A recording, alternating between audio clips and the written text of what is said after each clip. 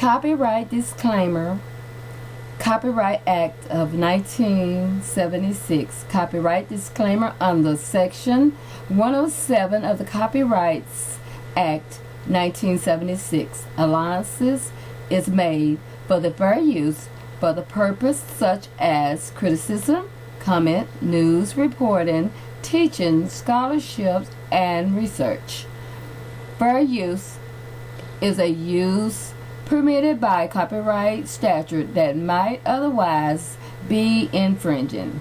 Non-profit, educational, or personal use tips the balance in favor of fair use. Thank y'all. I was 24 years old when I met him. It made me more proud when I thought about it. You know, like, everybody wanted to be doing something for this guy, and I'm doing his hair. It didn't matter how much I got paid. I just wanted to be, you know, a part of that. And it made me feel good to be doing it for a celebrity. I gained the respect of many people for doing his hair. My family, they let me finish sentences when normally they didn't really care what I had to say. But it was more like Lanita, who's doing hair for a celebrity. She succeeded. Everybody was proud of me. It definitely felt wonderful. When I first started working for Robert, a typical day would be I would get a phone call at any day or time, and I would be allowed an hour to get there. I would wait for approximately 8 hours. I would do his hair for 10, 15 minutes tops, and then I could go. I could get called every 2 days, and I would just get $100. But I paid my babysitter for $20 per child. I had 3 kids at the time, and the cab ride home was $20. So I got a high $20. But by me doing his hair, I was able to get more clientele. And that provided me the opportunity to make more money for my kids. Here it is, a celebrity, and they take an interest in me being a better person. I could just be doing his hair and he never talked to me. And instead, he was giving me like sound advice on my life. R. Kelly told me so much about like who I am.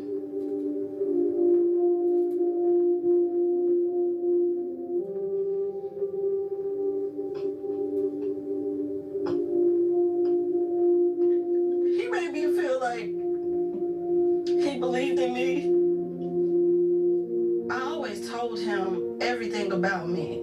I told him about my abusive relationship with my husband, and he helped me get out of that situation, and I did.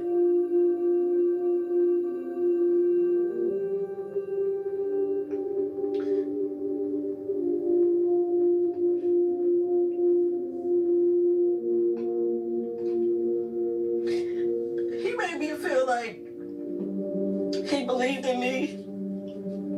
Here it was. I come to do his hair. I'm a nobody. And he see, I'm depressed. I'm hurt. I have no family. I have little friends. He knows that I didn't have nobody. He knew I didn't have nothing.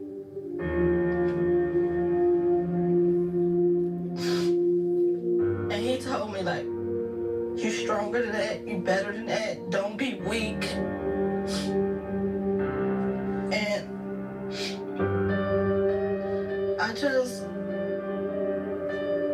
I believed in everything he said.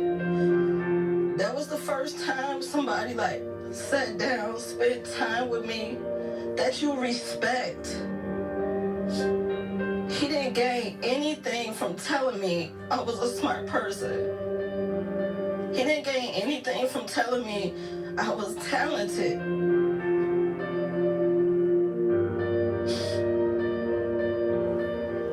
I told him I don't desire to be a singer. I don't desire to do anything. That I was just as satisfied with just doing his hair.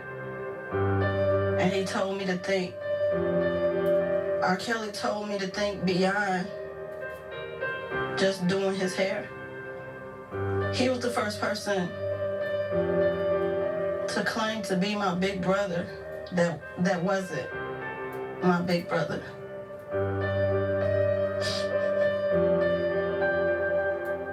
There was a lot of nice, beautiful women down there. And clearly, all of them was there for him. I wanted my own husband always, not somebody else's.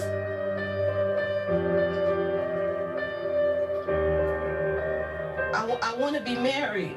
I want somebody to respect me. I always thought like, oh, my brother will sing at my next wedding and blah, blah, blah.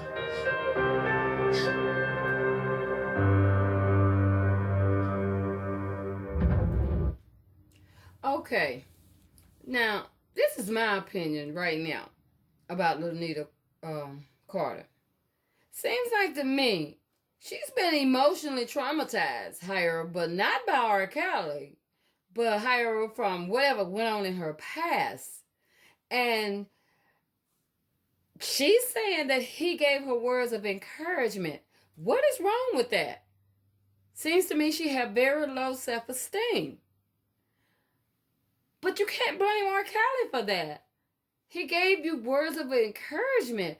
And I'm of the opinion that you may have took his words of encouragement as if he was interested in you. And because why are you attaching him to you want to get married? You don't want anybody else's husband. What do they have to do with R. Kelly? I'm confused. Make it make sense. Let's continue.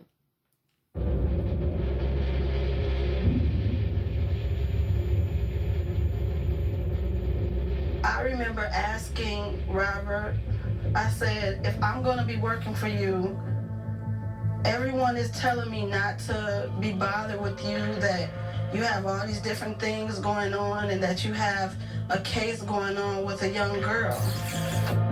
And he said, thank you. Robert was like, thank you for bringing that to me. Thank you for keeping it real with me. That is not me. That's my brother. This will all be done with, you will see. But I like that you brought it to me instead of talking.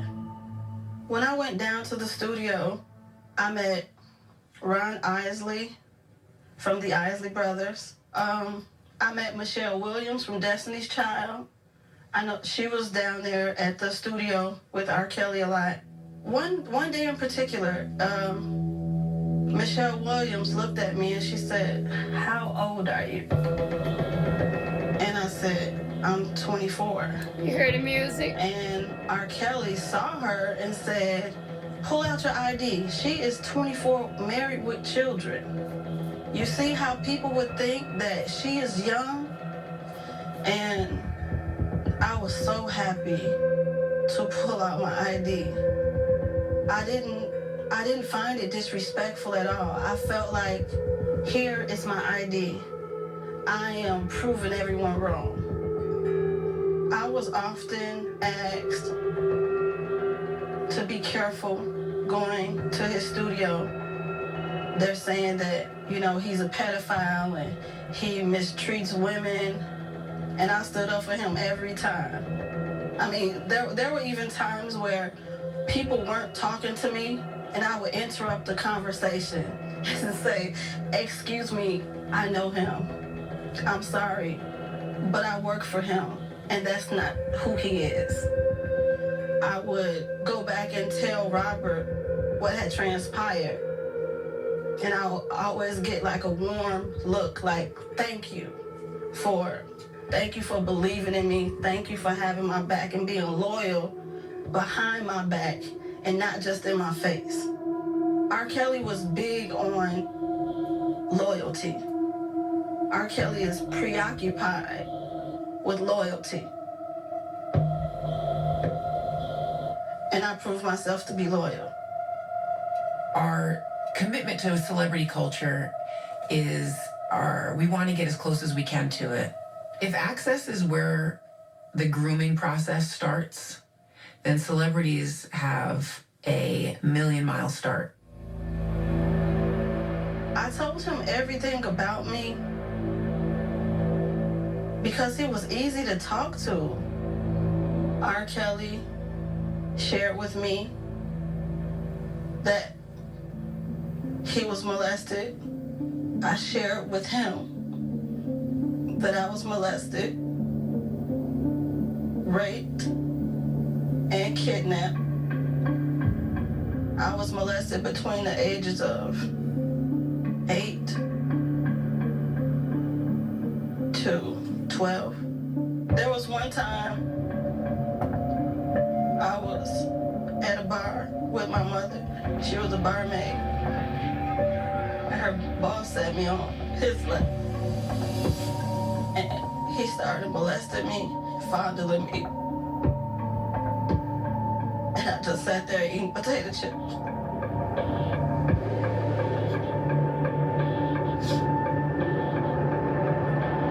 Little black girls, we are told from very young ages, you don't let men touch your private parts. You don't sit on a man's lap. You don't go anywhere with... I just wanted to interject and say this. No, that's not a man. Yes, that is a woman. Strangers, right? We get this litany of rules, and it gets told to us over and over and over again, and it gets reinforced in all kind of ways. A man comes in the house and says, go put some clothes on, you know, or you can't be left alone with so-and-so. Those are the things that you hear all the time. But let me tell you what you don't hear. What you don't hear often enough is the parent.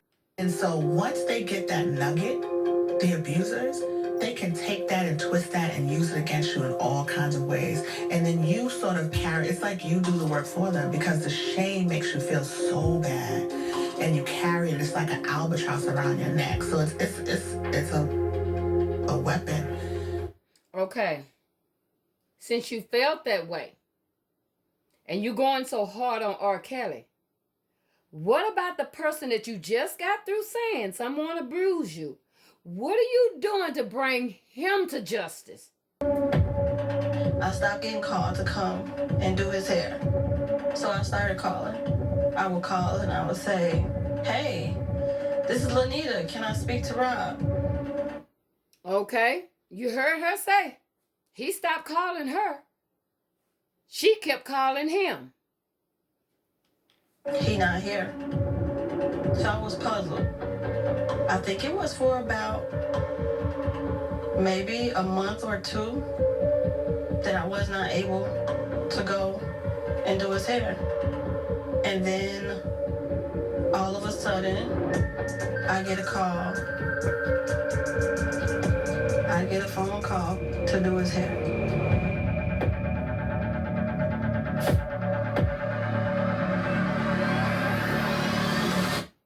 I get a call. Lanita, can you come down and braid Rob's hair? And I was there in about 45 minutes. And I told Robert while I was doing his hair, I said, look, I'm apologizing to you because I wasn't trying to be down there on anything and nothing happened. And he says, I know, but I know it won't happen again. After that, I did his hair every 2 days.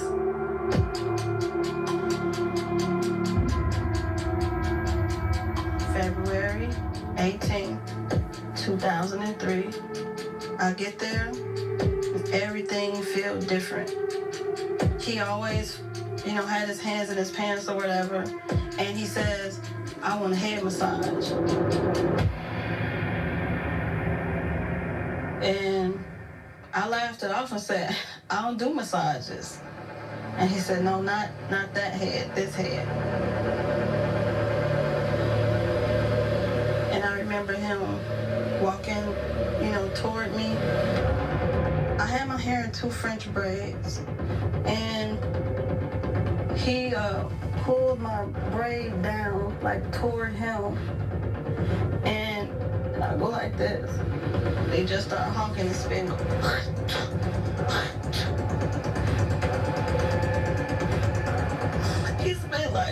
He spit 7 times. He was suck it for daddy.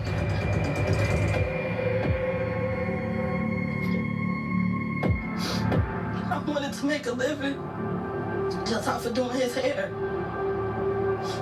It was like he crushed my life. I must interject again. Did she say she just wanted to make a living off of doing his hair? And she said she only make $100. She have to pay the babysitter $60, $20 for the cab, and she makes $20. That's making a living? Girl, make it make sense. And I started crying so hard. He immediately got mad at me. Did I beat you like your husband?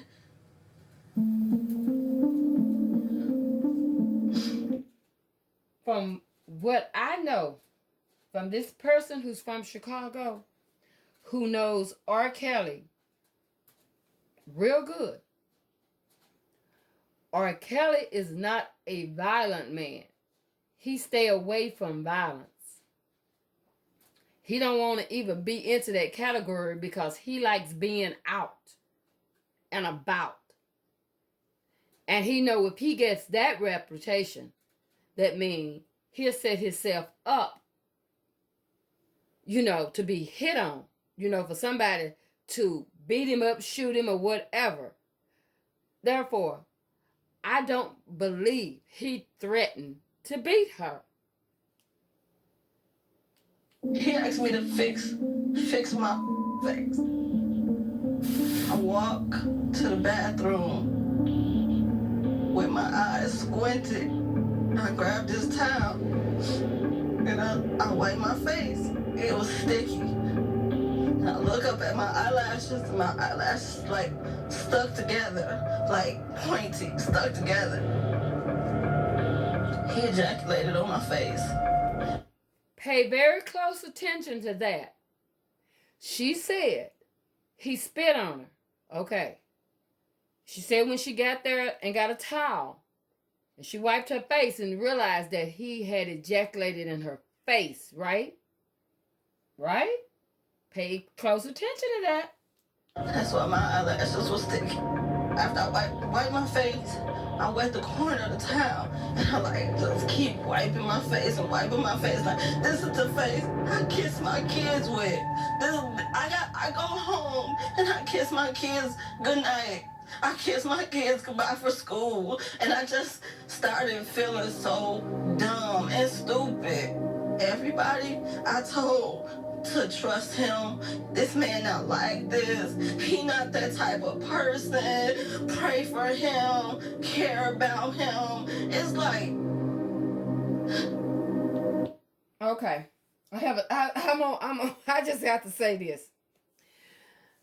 Didn't she say that she held on to her favorite Tommy Hilfiger t-shirt because he ejaculated on that favorite Tommy Hilfiger t-shirt?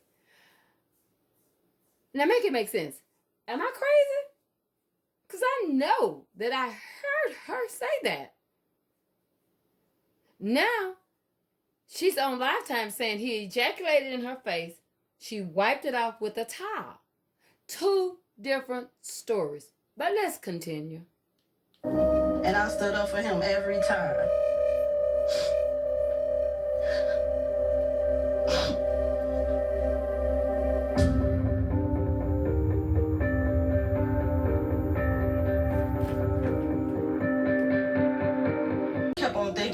I kept on thinking, well, he didn't rape me, so it ain't no case, And I called my brother-in-law. I said, Eddie, I want you to beat up R. Kelly.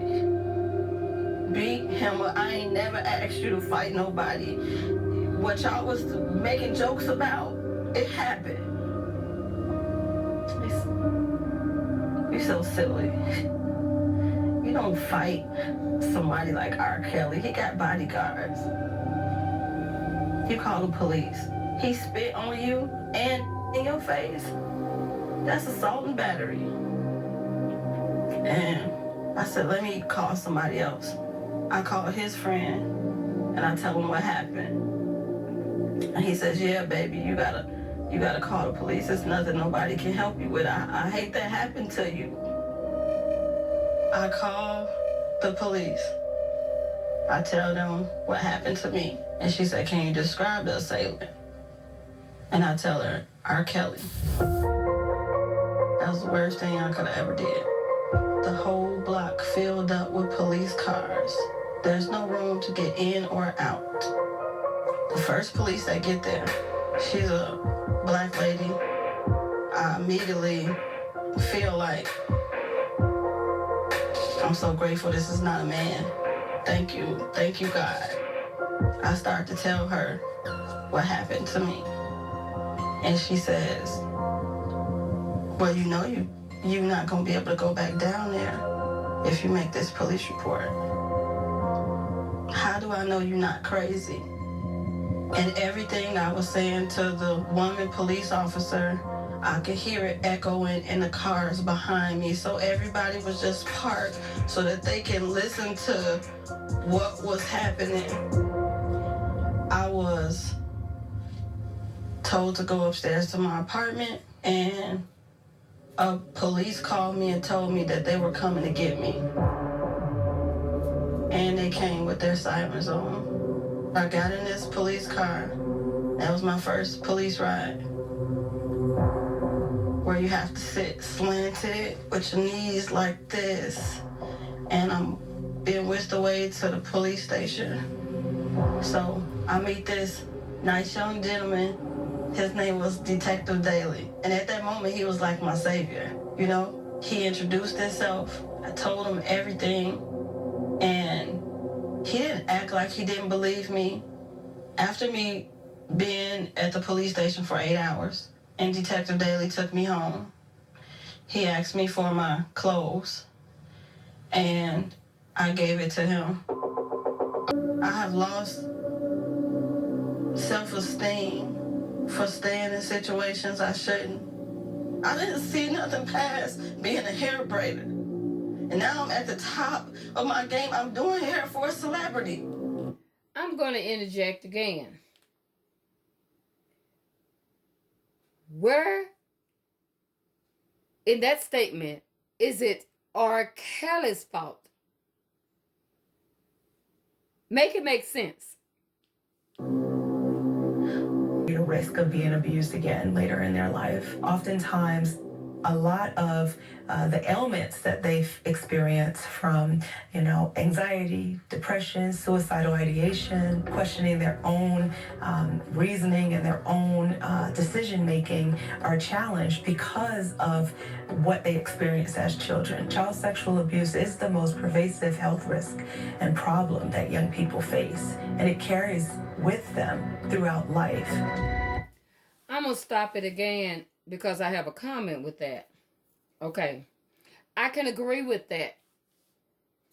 And this is my opinion. Why isn't R. Kelly a victim?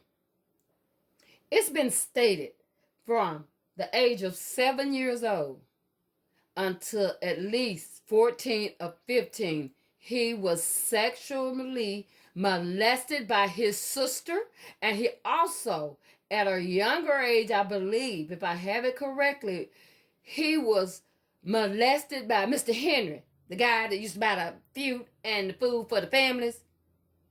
And the mother, instead of having him prosecuted, she took $5,000.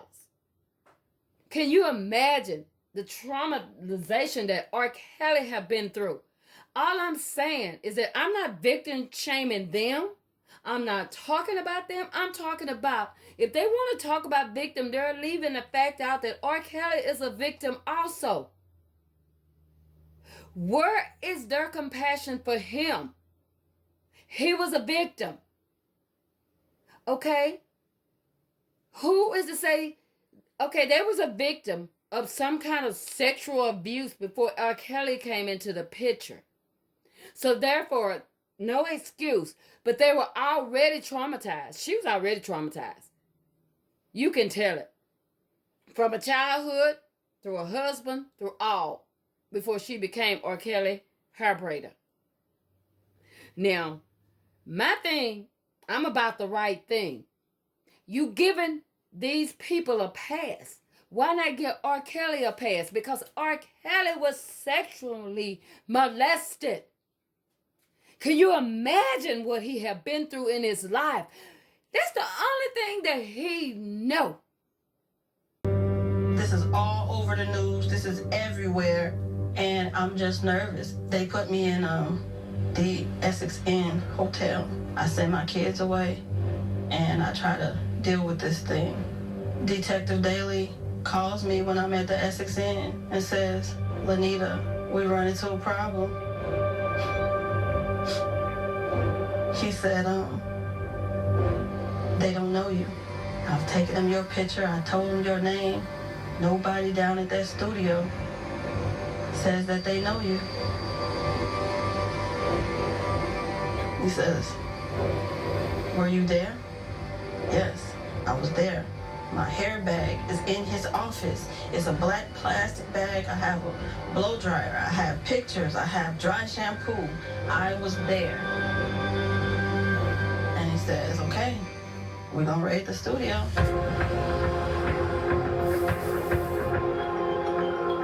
Detective Daly calls me and says he's at the studio and that they're actively raiding the studio, but he says, wake up, wake up, wake up, wake up, wake up.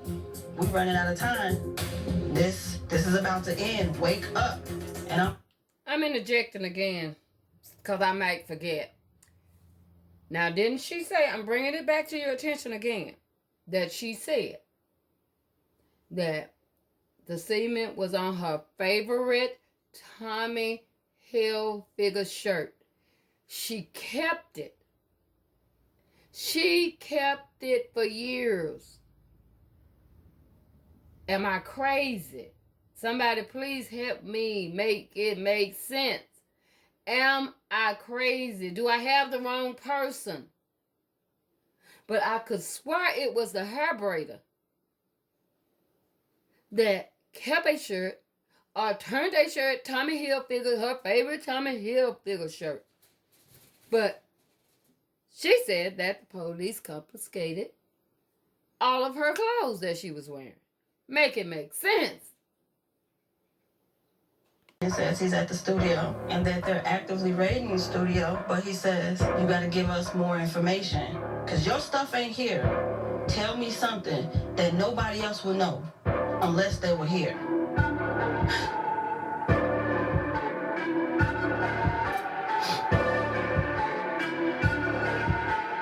And I said, Or that music is something else, ain't it? there's 2 Oscar drug pill bottles in front of 3 Grammys And on I a don't glass know why stand. they repeat. Go on And commercial, you could then hear they him come back running. and repeat. He's like panting. And he say, it's here. You just gained us 2 hours in the studio. In a dumpster, they found the black plastic bag with all my hair products in it. And they also found the couch cushion that later they found out possibly had semen on it. And so now, everybody who lied, who said they didn't know me, had to change their story and say that they knew me.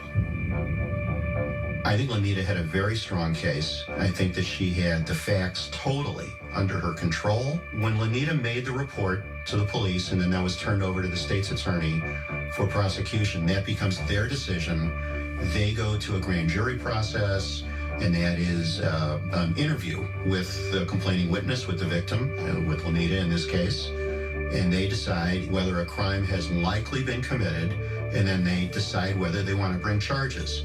During that time, Shauna Bolliker took me to the grand jury, and I testified and everyone badgered me there.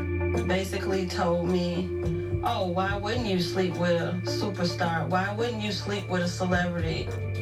Oh, I got to interject right now. That absolutely cannot be true. A grand jury absolutely does not tell a victim, why wouldn't you sleep with a celebrity? That's absolutely a lie. The grand jury is going to hear nobody. The only evidence they're going to hear is the evidence from the prosecution side and the witness statement. She testifies before them. The prosecutor will take her before the grand jury and she will testify to what happened. Now, if the grand jury believes her, and when she said that the police found her bag in the dumpster, had people that lied and said at first they did not know her, okay, they have enough probable cause to have brought charges against R. Kelly. Sorry for beating my fist, but against R. Kelly, because that's all it takes to get a no true bill. When she got a no bill, I can't believe it. It's something that she's telling is not right, and I don't hear the prosecution on Lifetime speaking about what actually they found. That's her attorney. Make that clear. For the grand jury to have turned her case down, it was something there that wasn't right in what happened. All I'm saying. I was in tears. I was uncomfortable, and they were so mean to me. They were so mean. Nobody was there for me. I cannot believe that. I absolutely cannot believe that the district attorney's office / prosecution office would take her in front of the grand jury and be mean to her. I do not believe that. I don't care what nobody say. I do not believe that.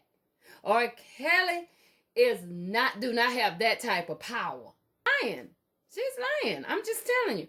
I'm not saying that something did not occur. All I'm saying is that she's lying about what actually happens. And I'm not going to believe one thing she says until she tells the whole truth. And right now, we're not getting the whole truth. I think our legal system has to. They were not going to be bringing criminal charges. She had put herself on the line. She had done what she knew was right for her. She followed her own responsibility to herself and her conscience, and she felt that she was being ignored by the system. At that point, Lanita and I discussed where was this case in terms of criminal charge and where was a possible case in terms of a civil action on her. All right, here we go. Woo! Her behalf. In criminal court, it's about punishing the conduct of the perpetrator, deterring this conduct, and essentially making sure it doesn't happen again. In a civil case, a victim of sexual assault is seeking money damages. I did not want to sue R. Kelly. Well, if you did not want to sue R. Kelly, why did you sue R. Kelly? At any time. I wanted him to apologize, or I wanted him to be criminally charged. Shauna Bolliker, she told me, Lanita, maybe this is bigger than you and me. Have you ever thought about just suing Robert? So, yes. Everybody had talked about not taking the bitch money, not settling, standing up for yourself. But you took the B money, didn't you, baby? Now I'm being told to contact Susan Loggins. Hi, I'm attorney Susan E. Loggins. If you have a case, we will fight for you. Susan has brokered settlements for silence for victims of R. Kelly's abuse. She definitely has done that on the cheap. And whatever money she made, she took a third of whatever she settled, and that's sort of what happened. Word got out on the street. You want money from Robert? See Susan Loggins. A non-disclosure agreement would be signed. The girl promised never to speak about it as she took this money. Some people would have a problem with what Susan... Jim DeRogatis, whatever his name is, he need to take plenty seats and worry about Harvey Weinstein. Just my opinion. Non-disclosure agreement, and I was told not to speak about it ever. To encourage victims of sexual assault or domestic violence related to these allegations to please get in touch with our office. The documentary opened the door to justice for all of Kelly's accusers. The Attorney General called for women who had these experiences to come forward. I mean, that was huge. She had watched all of the show and asked for any witnesses to come forward who had evidence against R. Kelly. And that was a totally violation of his constitutional right. She had no business going on national TV soliciting victims. That's the police job, is to do an investigation and find the victim, get the evidence that they need. Then they present it to the district attorney's office for review. She was way out of line. And I don't know why Chicago do not have a petition to throw her out of office, because that's exactly what she needs to be, thrown out of office. That's totally a violation of his constitutional rights. People watch a documentary and think, well, now all of a sudden something's going to happen. 99% of our cases rely on victims and witnesses coming forward and telling their stories. That it wasn't enough that someone watched something on television and think that something would happen. In order for us to prosecute cases of sexual abuse or sexual assault, regardless of who the offender may be, we need victims and witnesses to come forward. She just wanted all those individuals to know she was open to hear. We were like, oh, it's coming. Absolutely, it's coming. Please come forward. Someone texted me, Lanita, did you see the news? There's nothing that can be done to investigate these allegations without the cooperation of both victims and witnesses. I said to myself, if this comes up again, I'll have to move on it.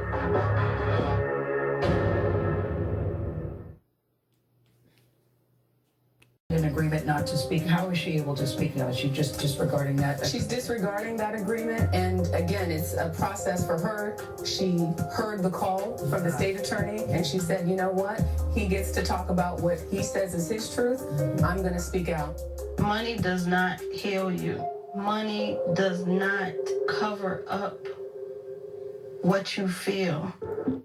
You're right, especially after you're broke. And you can't get no more money. Yes, you gonna talk. Long as it was money, you thought it was a money factory. Now money can't heal. Now that you know he broke. She want to break an NDA.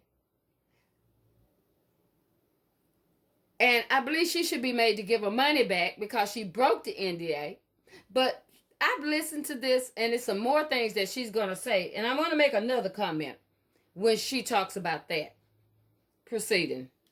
I thought I could trust Robert. I thought I could trust his entourage. Everyone talked to me like I'm one of the guys. It's like, the little sister or something. There was one day in particular that I was at the studio, and one of the members of the entourage tried to talk to me, and he's like, come on, let's make out. I said, I got 3 kids. So that was it. Do you hear the music? I didn't think no more Listen of it. to that music. And I got They a phone drumming it call. up, drumming it up. And it was Robert, irate, over the phone, asking me, why didn't you tell me this was going on? What happened? He said, I'm like your brother, man. I can't have you down here like this. I said, I'm so sorry.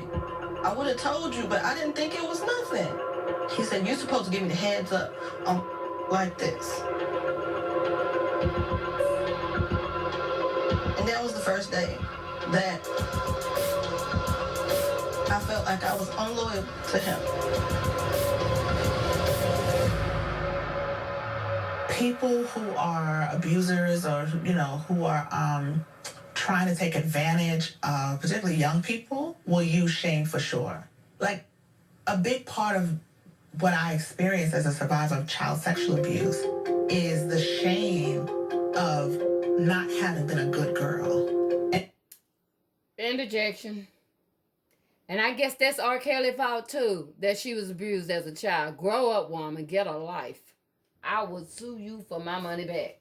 I'm just telling the truth. You owe R. Kelly his money. I took the chance of going to jail because I had already imprisoned. She knew she could not go to jail because it was a civil suit. No one will ever be placed in jail for breaking a civil contract. Her punishment would be R. Kelly suing her because she broke her silence and she would have to return the money. That's her punishment. So, baby, miss me with that. Myself. So I was already in jail. How can you lock up somebody who already locked up? Bye. Just completely bye. She knew she could not be locked up if she broke that. That's a civil matter. What the non-disclosure is a civil suit. No other better way to put it. I got to be honest and I got to be fair. And anyone that breaks their silence breaks the contract. Now, she said if R. Kelly can talk about it, she can. Do anyone have any information as to where R. Kelly have said anything about her? If you do, please do a video on it. Continuing. I'm speaking out. I hope to help someone, but most importantly, myself. I've always wanted to be a nurse, and I've always tried to go to school to be a nurse, and life always got in the way. Education saved my life. It helps you learn how to love yourself. I am a nurse, and I advocate for so many people, and I never advocated for myself. I needed to start the process of healing, and so this is my first part of healing. I must say, kudos to her for obtaining her nursing degree. She done a whole lot better than Juanita Pace, Faith Rogers, because she's living off her father, Javante Cunningham, Tiffany Hawkins. They broke. Lizette Martinez, Lisa Van Allen, Sparkle, even Andrea. All of them just broke. They didn't do nothing with the money that they got from R. Kelly. All of them just broke. Just broke women. That's all I can say. You know, I heard one of the ladies on there said that, they don't want to come forward because they would miss their place in the community. Now let Lanita tell it. No one respected her. No one took her seriously until she became R. Kelly hair braider. Again, I am not victim shaming. I'm just making a statement. Her self-esteem was already low she had already been traumatized, just like R. Kelly had already been traumatized before they met each other. If they're going to give her a pass and any of the alleged so-called accusers a pass and the parents a pass, because not in her situation, but in all the other situations, the parents are all should be held accountable because they all played a part in handing their children, their female child, their girl child, to R. Kelly on a platter. Now, R. Kelly was abused. What kind of help are they going to get for him? Thank you guys for tuning in. I will bring some more a little later on some of the other one. I want to do a video on Tiffany Hawkins' interview, and I'll get back with you. I'll try to put it up a day ahead or so to let you know when I'm posting it. So maybe you may want to watch it. Everyone have a great day. Bye-bye.